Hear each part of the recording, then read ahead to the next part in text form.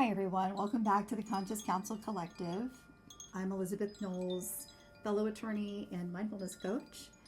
And today we are talking about and exploring one of the most deceptively simple practices in mindfulness, gratitude. Gratitude is more than saying thank you. It's a shift in orientation.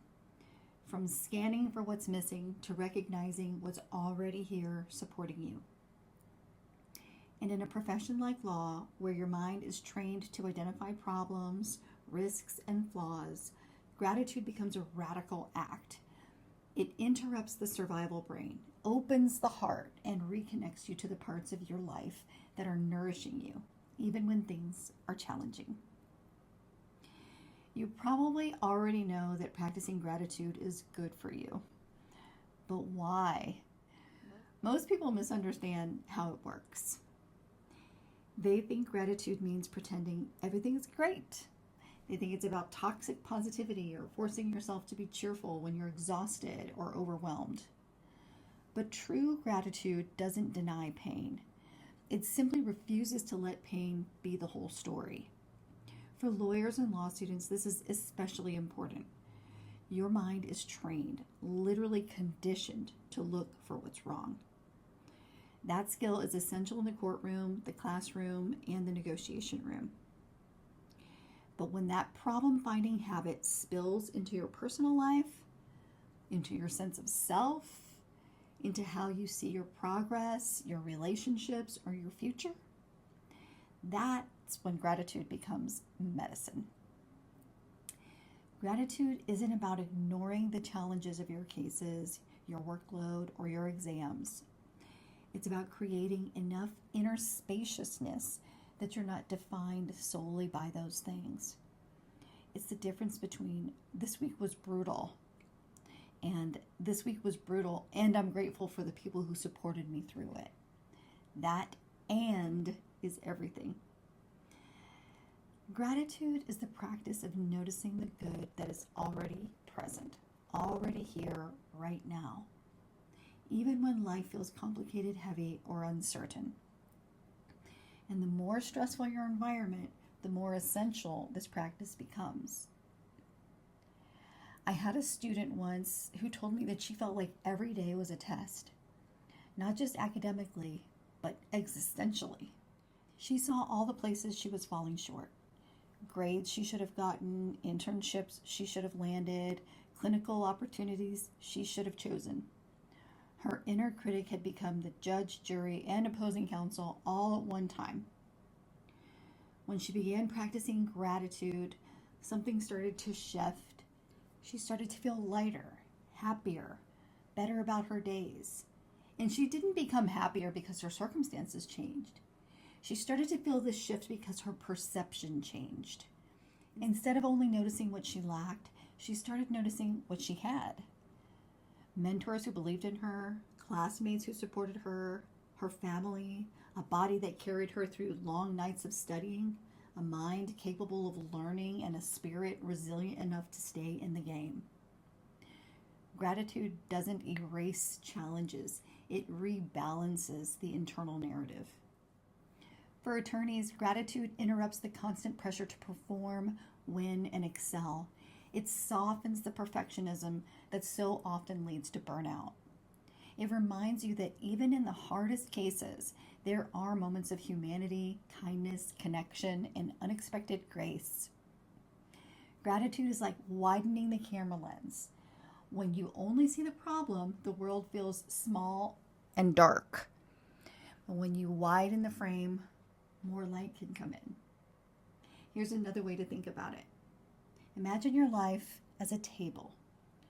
On that table are the stressors, the deadlines, the clients, the cases, the bills, the responsibilities, that mountain of stress. Gratitude doesn't remove all of this, but it adds things. It adds your strengths, your joys, your relationships, your opportunities, and your growth. The table doesn't get lighter, but you get stronger. Gratitude is also a grounding practice.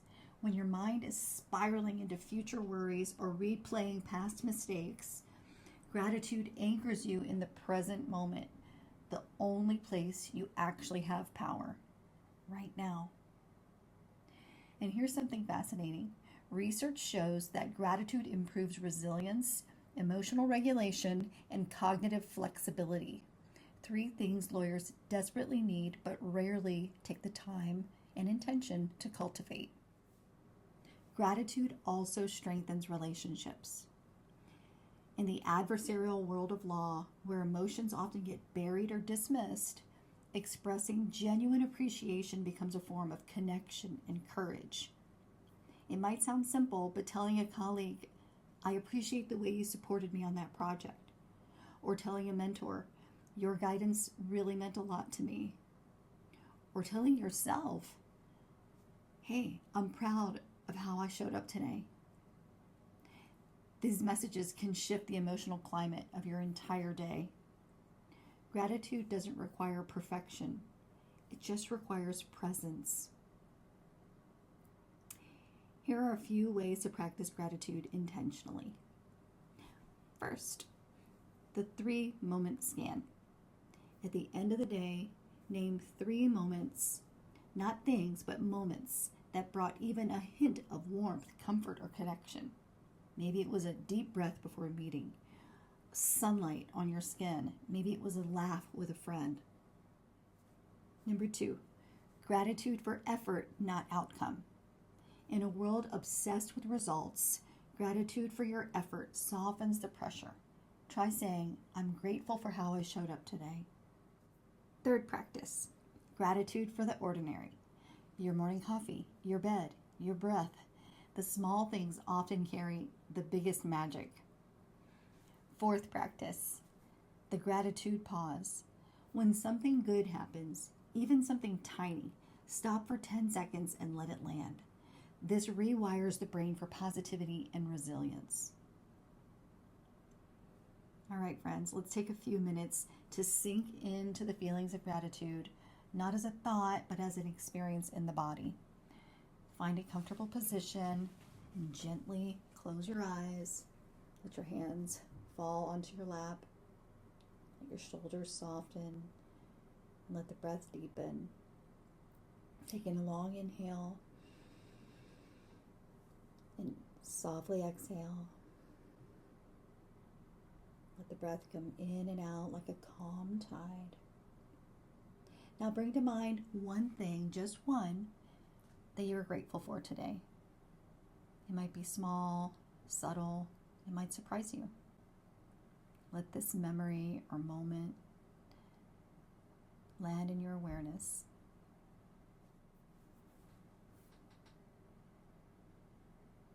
Let it glow softly in the center of your heart. And notice where else this gratitude might live in your body. In your chest, the openness in your belly. Maybe it's a softness around your face.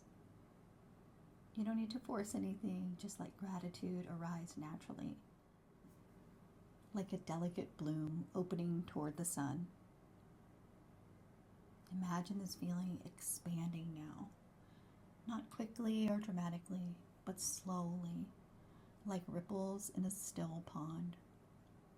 Let the feeling spread throughout your chest, your shoulders, your arms, your throat, your face, your belly, your back, through your entire being.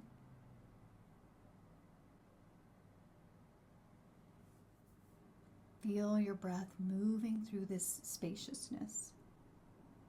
Silently say to yourself, this moment is enough. There is love here. I receive the goodness in my life. Let those words settle inside you. Take a deep breath in, and on the exhale, let your whole body soften just a little bit more. Let gratitude fill you gently, naturally, and fully. And when you're ready, open your eyes. Friends, gratitude isn't about ignoring challenges. It's about seeing your life through a wider lens to let in more light. It's about remembering that even in the hard seasons, goodness is still present. It's about coming home to the fullness of your experience, not just the painful parts. What's one thing you're grateful for today? Share it in the comments. Your words might be exactly what someone else needs to hear.